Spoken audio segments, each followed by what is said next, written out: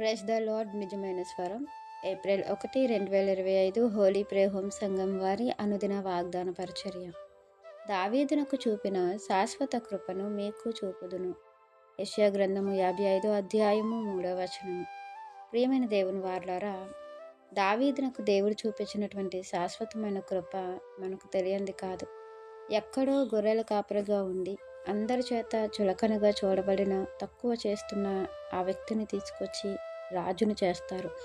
ఆ రాజరికం అనేది ఎంతవరకు మనం చెప్పుకుంటూనే ఉన్నాము. ఇక చెప్పుకుంటూనే రాబో తరాల వారు ఉంటారు.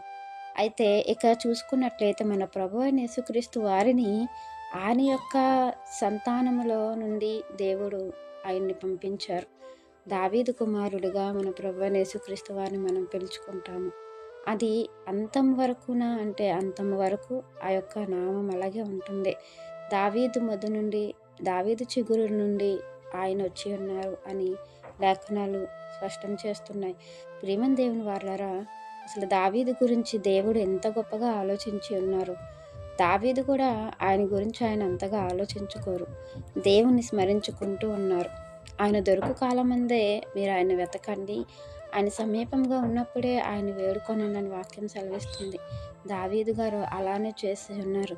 నిరంతరము ఆయన నామస్మరణ చేస్తూ, ఆయన యొక్క నామాన్ని కీర్తిస్తూ, ఆయనకు దగ్గరగా ఉండటం వలన, హృదయాన్ని దేవునికి అర్పించటం వలన దేవుడు ఆ బిడ్డను ముందే ఆయన తలంపులలో ఉంచుకొని, ఆ తలంపులు ఊహకు అందనివిగా మరి దావీదు జీవితంలో దేవుడు అనుగ్రహించి ఉన్నారు.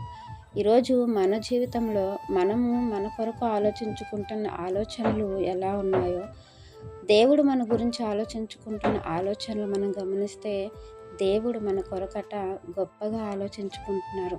మనము మన గురించి ఆలోచించుకున్న విధానం చూస్తే అది చాలా చిన్నది, చాలా తక్కువ. కానీ దేవుడు మన గురించి ఆలోచించే తలంపులు భూమికి ఆకాశానికి ఎంత దూరం ఉన్నాయో, మన తలంపులకి దేవుని తలంపులకి అంత దూరమట. మరి మన జీవితంలో దేవుని యొక్క తలంపులు, మరి మన హృదయంలో దేవుని యొక్క ఆలోచనలకు మనం చోటిస్తే మన జీవితం కూడా దేవుడు గొప్పగా మలుస్తారు. ఆ గొప్పగా ఉండే జీవితం కొరకు మనం దేవుని వెతుకులాడుతూ, దేవుణ్ణి సమీపంగా ఉన్నప్పుడే వేడుకుంటూ, దేవుని యొక్క నామానికి తగినటువంటి గొప్ప జీవితాన్ని మనం పొందుకోవాలని, అలాగే ప్రభువైన యేసుక్రీస్తు వారిని మనము అంగీకరించిన విధానము గొప్పది. ఆ విధానాన్ని మనము ఇంకనూ అభివృద్ధి పరుచుకోవాలి. ఇంకనూ ఆ యొక్క నమ్మకాన్ని మన జీవితంలో అమర్చుకోవాలి. ఇంకా మనము చూసుకుంటే, దేవుడు మన జీవితాలకు అమూల్యమైనటువంటి శాశ్వతమైన కృపను మన మీద కుమ్మరిస్తూ ఉన్నారు. ఆ శాశ్వతమైన కృప అనేది నిత్యత్వానికి మార్గంగా ఉంటుంది, నిత్యత్వాన్ని ఇచ్చేదిగా ఉంటుంది. మరి ఆ కృపను ఇంకను మనం పొందుకోవాలని వినుట వలన మనకు విశ్వాసం కలిగి ఉంది.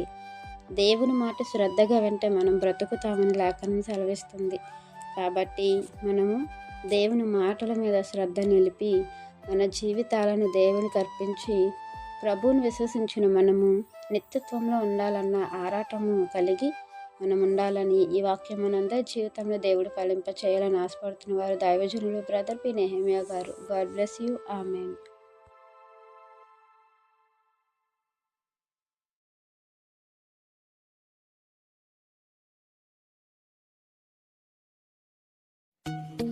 Hi friends, Holi prayer home Gajuwaka సంగమ వారు మాట్లాడిన విలువైన దేవుని సందేశములను మీరు వినటానికి మా యొక్క యూట్యూబ్ ఛానల్ హోలీ ప్రేయర్ హోమ్ను సబ్స్క్రైబ్ చేసుకొని పక్కనున్న బెల్ ఐకాన్ క్లిక్ చేయగలరు.